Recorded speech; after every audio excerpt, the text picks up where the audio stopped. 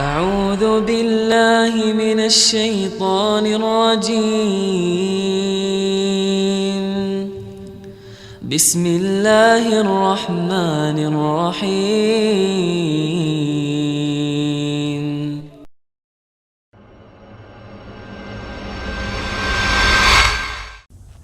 Assalamualaikum warahmatullahi wabarakatuh. Waalaikumsalam warahmatullahi wabarakatuh. Semoga Allah memberikan keberkahan dalam hidup Ustadz serta keluarga. Amin. Begitu juga dengan yang bertanya dan kita semua. Bagaimana kiat agar kita mendapatkan kenikmatan, mendapatkan ilmu agama? Nah, ini pertanyaan penting hadirin. Jadi apa sih kiatnya? Kan dari tadi kita cuma ngelihat kita dengar testimoni, lalu kondisi real mereka, kok bisa mereka main di level itu? Apa kiatnya? Hadirin, kiatnya yang pertama, ikhlas dalam belajar, hanya mengharapkan ridha Allah Subhanahu wa ta'ala. Kuncinya ikhlas. Al-Imam Ibnul Jauzi dalam kitabnya Saidul Khatir, ketika beliau mengatakan, kendala yang aku rasakan dalam menuntut ilmu itu lebih manis daripada madu. Berikutnya beliau jelaskan sebabnya. Kata beliau, li ajli ma atlub wa arju. Aku bisa merasakan kendalanya seperti lebih manis daripada madu karena apa yang aku harapkan dari belajar tersebut. Maksudnya karena aku mengharapkan ridho Allah. Karena aku berusaha ikhlas. Jadi semuanya manis. Semuanya manis. Keikhlasan itu penting. Kalau kita ikhlas, semua yang berat itu manis. Hadirin, di masyarakat kita, saya kasih analogi sederhana, di masyarakat kita itu banyak ibu punya anak satu stres. Jadi ini ibu punya anak satu stres karena anaknya jungkir balik, loncat sini, loncat sana, terus ngegambar tembok dan tembok rumah tetangga, terus ngetok-ngetok bemper mobilnya, pokoknya udah segala macam deh, stres tuh, stres. Tapi yang menariknya, tetangganya seorang ibu juga punya anak 11, bahagia. Bahagia. Apa yang membedakan? Ilmu ikhlas. Ikhlas itu bisa membuat sebuah tekanan jadi bahagia. Karena 11 juga jungkir balik, juga lebih ribet, tapi ketika dijalanin dengan ikhlas, seneng tuh seorang ibu. Harusnya kan logikanya, kalau punya anak satu stres, punya anak 11 gila gitu, harusnya. Tapi ketika yang satu menganggap anak adalah beban dan si tetangga menganggap anak adalah anugerah dan dia terima dengan ikhlas, enak tuh. Kenapa mereka, para ulama, bisa menikmati? Karena mereka orang-orang yang ikhlas, nggak ada kepentingan. Mereka datang bukan cari nama, mereka datang bukan cari status, mereka pun nggak pernah upload di sosmed mereka ketika mereka datang. Dan kita nggak menuduh ya yang upload, tapi jagalah keikhlasan, itu yang terpenting. Dan mereka nggak pernah cerita-cerita, mereka datang nggak cari jodoh, walaupun sebagian mereka ada yang jomblo. Iya, Imam Nawawi kan nggak nikah, Syekhul Islam nggak nikah, tapi nggak pernah tertarik tuh yang begitu-begitu. Jadi ikhlas. Kenapa mungkin kita nggak pernah merasakan pada kita datang terus? Apa niat kita? Benar ilmu nggak? Benar nggak kita cari ilmu? Atau kita hanya cari menghabiskan waktu luang, ketemu teman-teman dan lain sebagainya? Dan kalau kita niatnya ilmu, kita akan fokus, kita akan serius. Itu kiat yang pertama. Kiat yang kedua,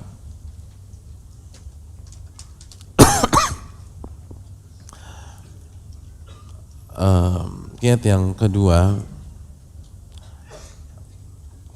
kita harus mencintai Allah Subhanahu wa taala dan Rasulnya. Bukankah Nabi SAW bersabda, thalathatun man kunna fihi wajada bihinna halawatul iman. Ada 3 hal yang jika seseorang memiliki ketiga-tiganya, maka dia akan mendapatkan kelezatan dan keindahan iman.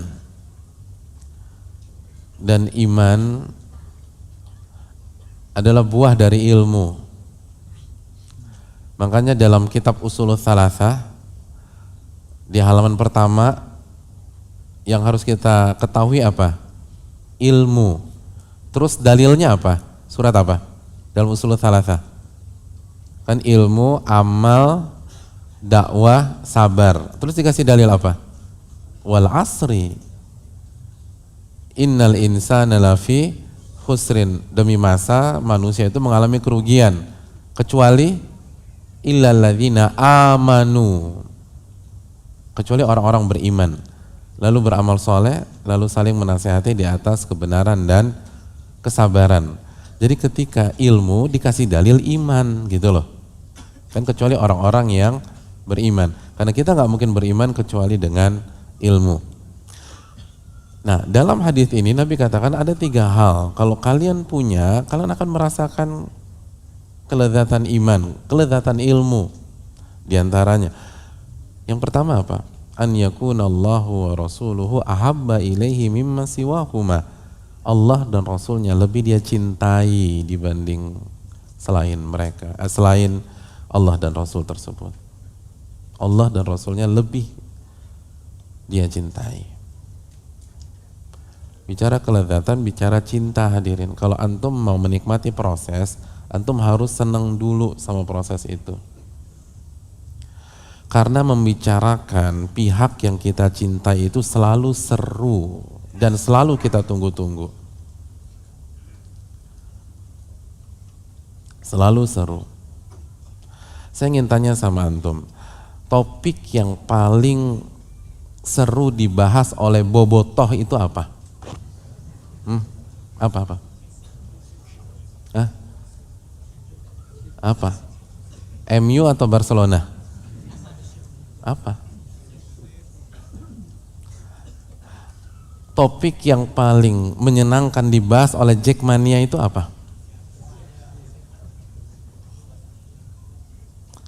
Simpel aja hadirin. Kalau kita bete dengerin kajian, mohon maaf Anda nggak cinta sama Allah dan Rasulnya, nggak usah pakai basa-basi.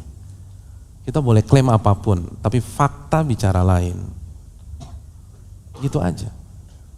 Makanya kan kata Abdullah bin Mas'ud mengatakan apa? Man kana yuridu an ya'lam mada hubbihi lillah fa'arid nafsahu 'alal Qur'an. Kalau Anda ingin tahu sedalam apa sih cinta Anda kepada Allah, coba saja Anda bercermin bagaimana Anda menyikapi Al-Qur'anul Karim. Udah, sederhana. Nggak butuh klaim. Allah juga nggak akan ajak bicara lisan kita di hari kiamat. Ini kunci mati nih. Karena ini kebanyakan ngeklaim hadirin.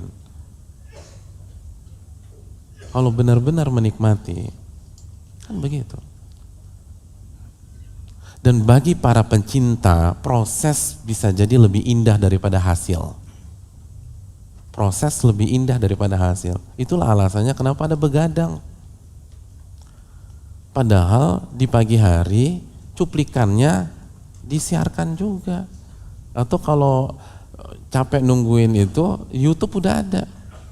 Dan langsung intinya, gol, selesai. Iya kan? Kan langsung cuplikan, langsung highlight-nya. Tapi kenapa harus nonton dari peluit pertama sampai peluit terakhir? Apa jawab mereka? Sensasinya Pak Ustadz, itu beda. Proses terjadi gol itu beda. Pak Ustadz nggak ngerti sih. Iya. Itu tuh ngelihat mereka tiki taka tuh indah banget.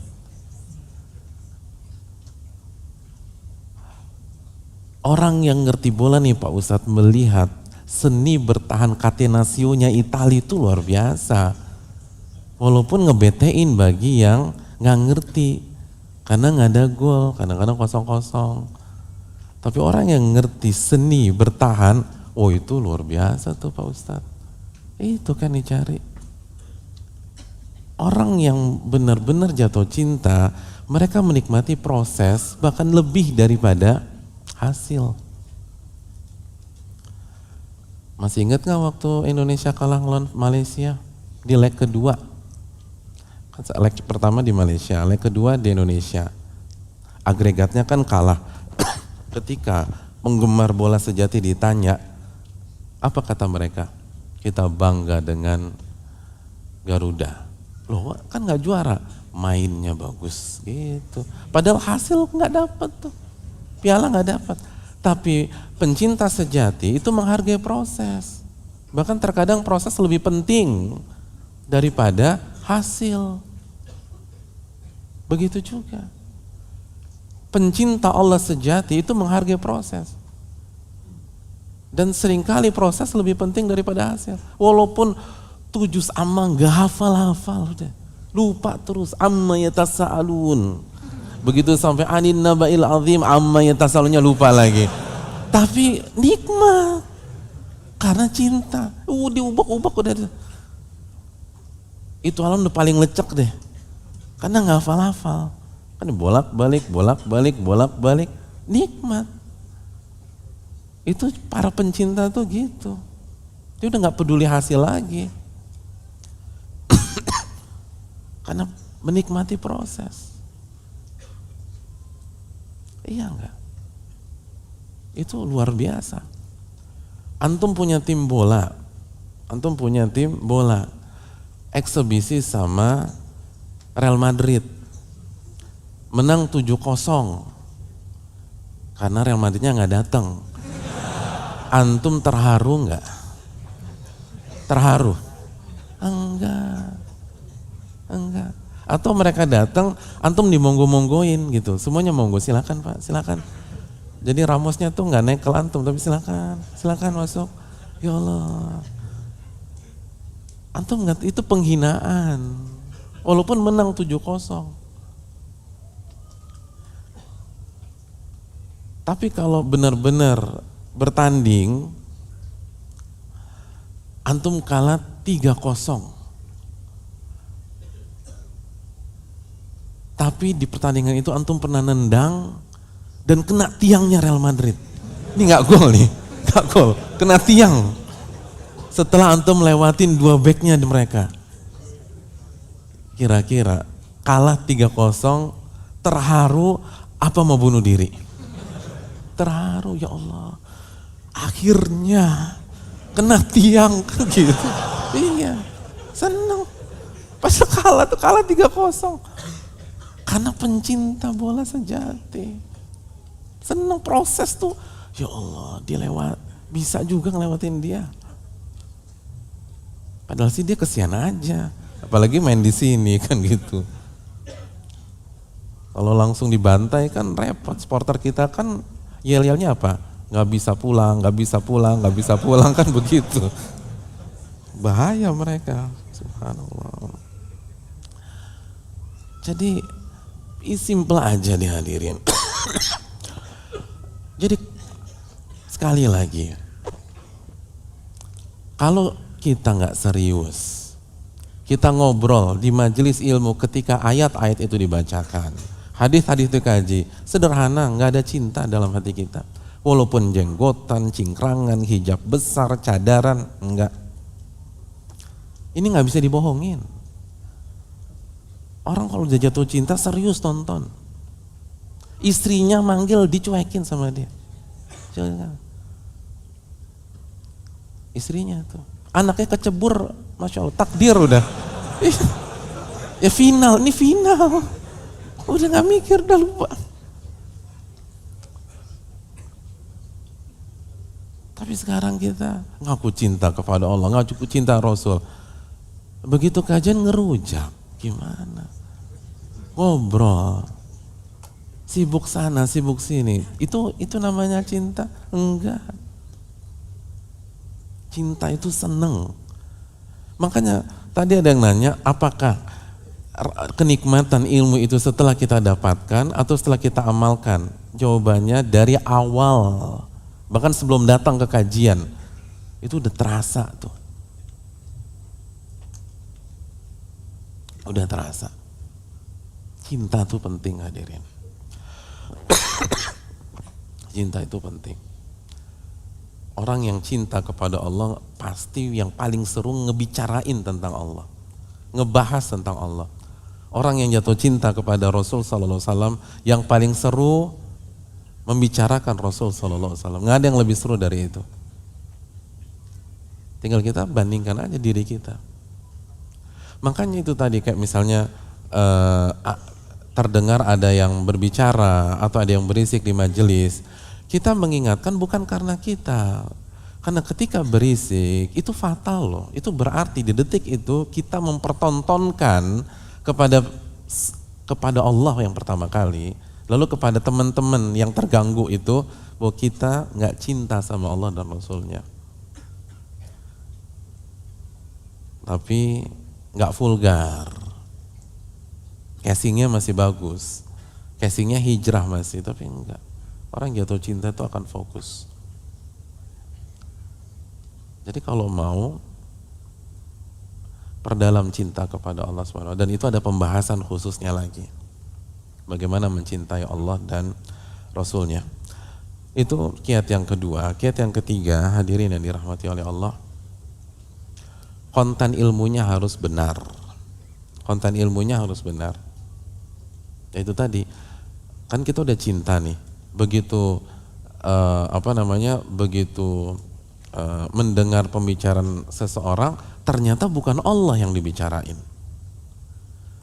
ternyata bukan Rasul yang dibicarakan, bukan Rasul yang dikaji. Akhirnya kan jadi malas, kok gini sih, saya kan butuh konten yang benar. Makanya kata Ibnul Jauzi dalam Sayyidul Qatir apa? Li ajli ma'atlub.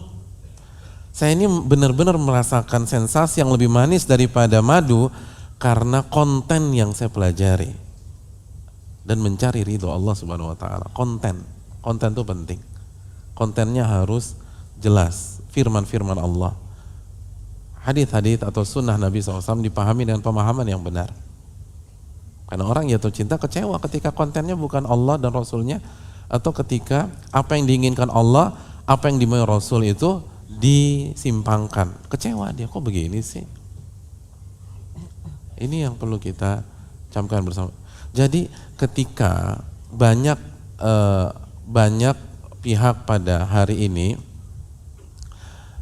menikmati kajian karena retorika atau cara penyampaian, dan retorika penyampaian nggak ada masalah. Humor di kajian tidak ada masalah. Sebagian ulama juga lucu seperti Muhammad bin Sirin. Tapi saya ingin mengatakan gini, ketika pada hari ini banyak orang sangat concern dengan cara penyampaian, Ibnul Jauzi sudah main di level yang lebih tinggi. Itu bukan hal yang perlu dipermasalahkan. Yang penting ma'atlub, yang penting kontennya.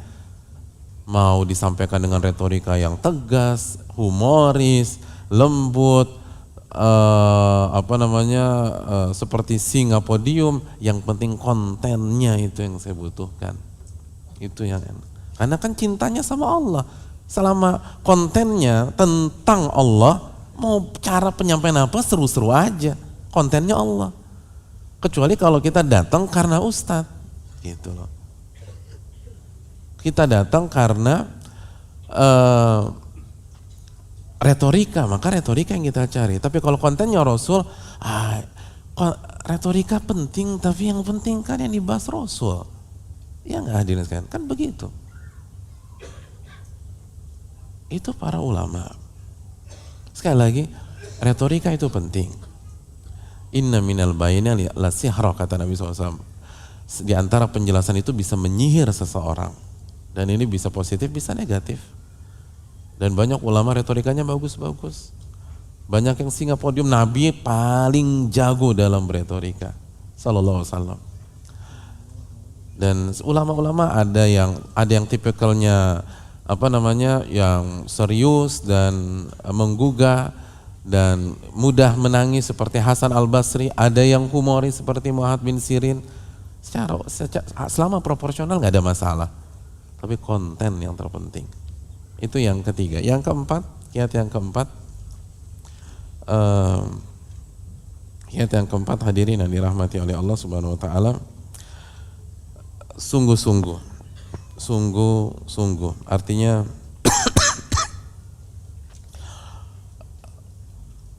kita harus berusaha, kita harus kejar. Artinya mungkin di awal-awal itu belum manis, tapi antum harus fight mengejar. Sebagaimana kata Fudail bin Iyad menyatakan, al-haqqu thaqil mari.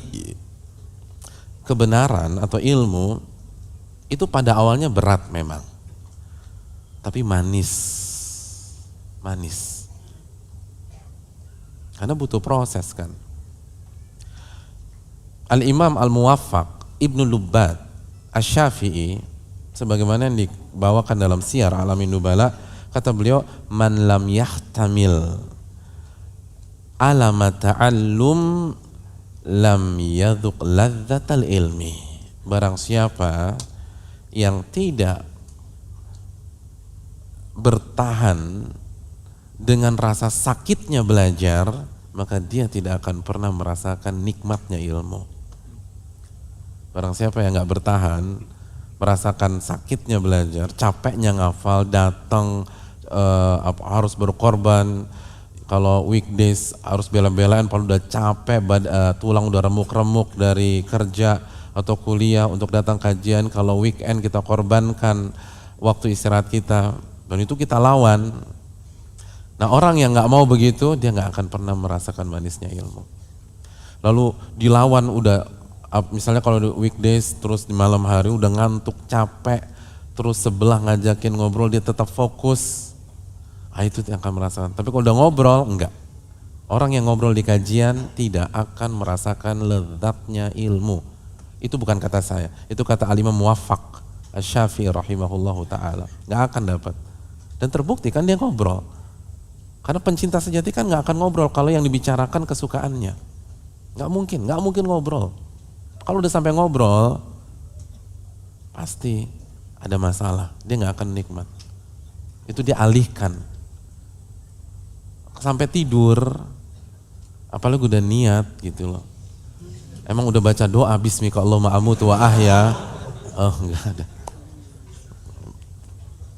Enggak akan nikmat. Itu enggak akan nikmat. Dan ada begitu. Ada, saya tahu ada orang begitu. Begitu gurunya datang, baca bismika Allahumma amutu wa ahya.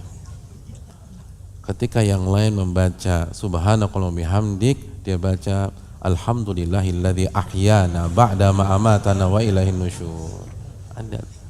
Tapi enggak akan dapatkan kelezatan ilmu. Harus serius. Karena itu tadi kata Syekh Saleh As-Sindi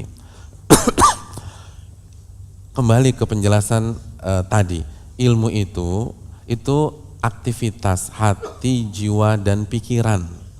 Maka kalau kita tidak memfokuskan tiga hal ini, kita nggak akan dapat kelezatan ilmu. Jadi kalau pikiran kita pecah, mikirin A, B, C, hati kita kemana, nggak akan dapatkan. Karena ilmu itu mainnya di sini, putarnya tuh di sini. Kalau kita ingin mendapatkan, kita diam. Makanya sekali lagi, saat bukan hanya kita, seluruh ustadz mengingatkan, jangan ada yang bicara, jangan ada yang mengobrol. Itu sebenarnya support kepada jamaah, biar jamaah merasakan kelezatan ilmu. Karena mau datang terus selama bertahun-tahun nggak akan dapat, dan kesian. Dia nggak dapat sensasi paling indahnya. Harus diam. Itu para ulama itu. Makanya kan bahasanya Al-Muwaffaq Asy-Syafi'i, lam yahtamil alama ta'allum, barang siapa yang nggak bertahan ketika merasakan sakitnya belajar. Alam sakit, pasti ada ujian, tapi bertahan, harus bertahan. Maka Sebagaimana kata Al-Fudail bin Iyad, memang awalnya mungkin pahit, awalnya berat, tapi kalau dilatih, maka Allah akan kasih manisnya ilmu. Ini yang harus membuat kita bertahan, hadirin yang dirahmati oleh Allah Subhanahu wa taala. Lalu yang terakhir, kiat yang terakhir ilmu itu berusaha kita amalkan. Ilmu itu berusaha untuk kita amalkan. Jadi diamalkan ilmu tersebut, niatkan untuk diamalkan. Kata Al-Imam Sahal bin Abdillah, al-ilmu ahadu ladzati dunia. Ilmu itu salah satu kelezatan dunia. Fa idza umila bihi sara lil akhirah. Dan kalau diniatkan untuk diamalkan dan diamalkan benar-benar, maka dia akan menjadi kelezatan dunia akhirat. Jadi ilmu pengetahuan atau ilmu adalah salah satu kelezatan dunia. Kalau diamalkan jadi sejati dunia dan akhirat. Jadi harus kita berusaha amalkan. Itu yang dilakukan oleh para ulama berusaha ngamalin semampu kita. Bahkan kalau kita nggak bisa continue, khususnya yang sunnah, yang amalan-amalan sunnah, minimal sekali diamalkan. Kata Allah, takun min ahli. Insya Allah engkau akan tercatat sebagai ahli ibadah tersebut. Sekali lah dalam seumur hidup. Kalau nggak bisa, continue. Jadi sekali lagi, itu yang mungkin perlu kita sampaikan, hadirin yang dirahmati oleh Allah. أعوذ بالله من الشيطان الرجيم بسم الله الرحمن الرحيم